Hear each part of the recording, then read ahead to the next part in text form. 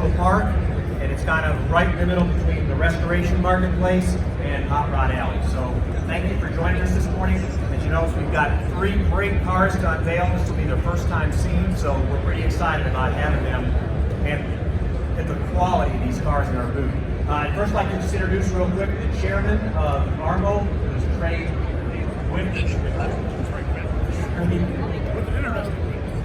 Trey Smith. It's hard to remember his name sometimes. And we've got Jeff Major, who's chairman of HRIA. So give them a big hand and thank them for what they do. You know, you see a lot of cars unveiled here at the SEMA show. You see a lot of cars for the first time here at the SEMA show. And I think the best thing about these cars is every one of them has a story involved with it. It's not just a piece of metal, it's not just a collection of parts. It's the stories involved with these cars. Part of the reason we have this booth at the SEMA show is not only, you know, when you walk around this area, you can see all the manufacturers that are displaying at the SEMA show. You see the parts, you see the components that they build.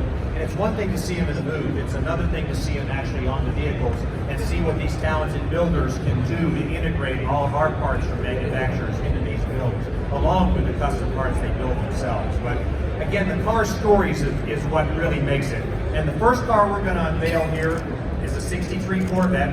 And this car probably has one of the more interesting stories of any of the cars here at SEMA. The car is owned and built by Jeff Montgomery, who's with me here. And Jeff has owned this car since 1970. He bought it for about, what, $1,100, Jeff? I think it was $1,100. In 1970. And it has been with his family since then. They've used it for everything from a grocery getter to a street strip track car. They've taken vacations on it. They've been to every state. They've been to Canada. So this car has already gone over 300,000 miles. And then when Optima and the Optima Challenge kind of became more popular, Jeff, who was an old dirt track racer, decided that he was going to get involved with the Optima Challenge and doing some of the road race events. It was all good fun until he had mechanical failure in the car. He ended up backing into a wall, breaking the fuel tank, and starting to fire. So the car you're about to see was totally destroyed. And looking at some of the pictures I've seen, it's amazing they didn't just throw it away.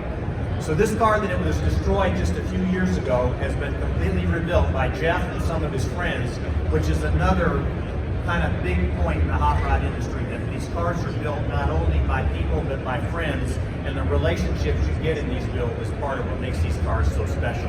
They become part of our lives and part of our family's lives, not just pieces of metal and fiberglass. So without further ado, Jeff's grandchildren are going to unveil the 63 for us, and then we'll get Jeff to kind of tell you a little bit about it. Unbeknownst to Jeff, both these girls were telling me that the best part about this car is that it's going to be theirs.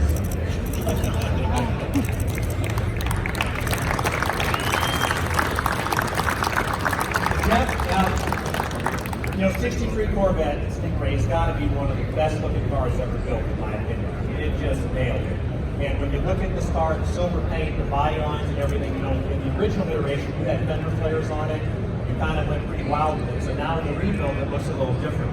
So tell me 2 or 3 things that you're really proud of on the car that the average person might just not see walking up to it.